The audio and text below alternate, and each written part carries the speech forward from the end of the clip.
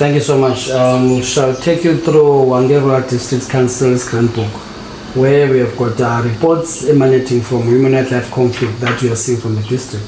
So for this particular book, we started in 2013. All the incidents are being recorded here as to what is exactly the problem animal that in this particular area, as well as how the rangers have managed to articulate and also manage to control that problem animal control. At times, not that we are all killing these animals. At times, we go and scare them away.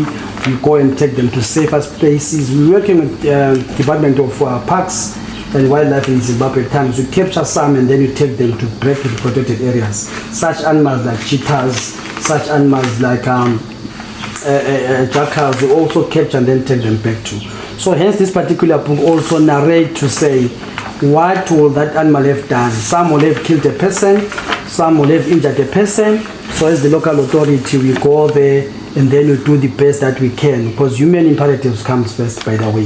So hence this particular book will give a very intense and detailed kind of a narrative to say what is it that the council has done. For instance, if you look at the control agent, we also work with various partners. In these particular areas, we also, it was a python where we asked the Wild Horizon to come and capture, and then they took it back to the national park.